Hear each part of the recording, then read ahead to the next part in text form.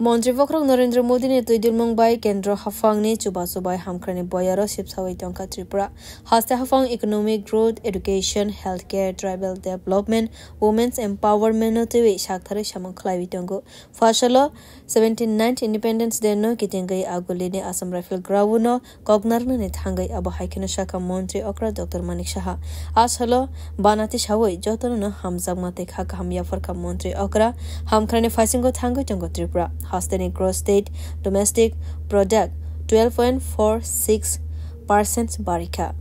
দূরদর্শী নেতৃত্বে কেন্দ্রীয় সরকারের সহায়তায় আজ আমরা বিকাশের এক নতুন যুগের দোরগোড়ায় দাঁড়িয়ে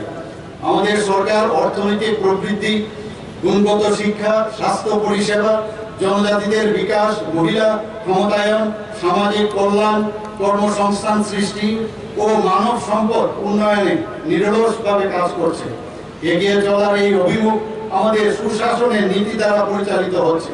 ত্রিপুরাকে উজ্জ্বল ভবিষ্যতের দিকে এগিয়ে নিয়ে যেতে বর্তমান রাজ্য সরকার প্রতিটি ক্ষেত্রে যেসব পদক্ষেপ নিয়েছে এবং কর্মসূচি রূপায়ণ করছে তার বিশেষ কিছু আমি এখানে উল্লেখ করছি 2023-24 অর্থবছরে রাজ্যের গ্রস স্টেট ডোমেস্টিক প্রোডাক্ট 12.46% বৃদ্ধির ফলে উল্লেখযোগ্য অর্থনৈতিক উন্নতি ঘটেছে এর ফলে জিএসডিপির ক্ষেত্রে ত্রিপুরা উত্তর পূর্বাঞ্চলের রাজ্যগুলির মধ্যে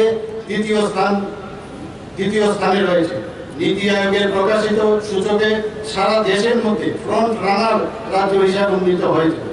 ত্রিপুরার অর্থনীতি মূলত কৃষি ভিত্তিক যা রাজ্যের জিএসডিপিতে 36%-এরও বেশি অবদান রয়েছে গত আর্থিক বছরে কৃষকদের সহায়তা এবং উৎপাদনশীলতা বৃদ্ধির জন্য কয়েকটি উদ্যোগ গ্রহণ করা হয়েছিল মুখ্যমন্ত্রী ইন্টিগ্রেটেড ক্রপ ম্যানেজমেন্ট এই কর্মসূচিতে 15 কোটি টাকা ব্যয় বরাদ্দের মাধ্যমে 92,588 হেক্টর এলাকা ধান চাষের জন্য সম্প্রসারিত করা হয়েছিল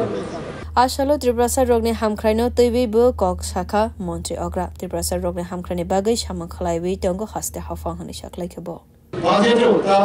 সুস্পষ্টভাবে প্রতিফলিত হয়েছে অনেকগুলো এক্সটার্নালি এডেড প্রজেক্ট রয়েছে যার অধিকাংশই জনজাতি অধ্যুষিত এলাকায় এইসব প্রকল্পের শুধু পরিকাঠামো উন্নতি হচ্ছে তাই নয় জনজাতিদের জীবনযাত্রার মান উন্নয়নে অনেক সুযোগ ঘটছে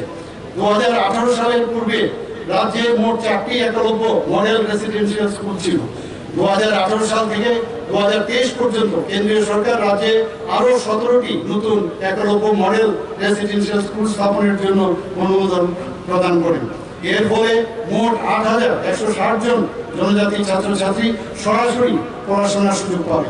জনজাতি জনগোষ্ঠীর সার্বিক উন্নয়নের লক্ষ্যে মাননীয় প্রধানমন্ত্রী গত 2 অক্টোবর 2024 ভর্তি আবার জনজাতীয় গ্রাম উৎকর্ষ অভিযান নামে একটি নতুন প্রকল্প সূচনা করেন এই প্রকল্পের অধীনে ত্রিপুরার 52টি ব্লকে 392টি গ্রামে বসবাসরত জনজাতিদের মৌলিক সুযোগ সুবিধা প্রদান করা হবে ত্রিপুরার জনজাতি সম্প্রদায়ের আর্থিক সামাজিক উন্নয়নের জন্য বিশ্ব ব্যাংকের অর্থায়নে বিভিন্ন ক্ষেত্রে যেমন কৃষি বাগিচা পশুপালন মৎস্য চাষের মাধ্যমে একটি দীর্ঘমেয়াদী প্রকল্প হাতে নেওয়া হয়েছে Independence Day no Kitingai Assam Rifle Ground no Kaisa Panda Shongsa Zaka Asan Pandawa Agolini Dalbidal School ni Kabama students ro 5 months of Pavika. Be report Kok Khara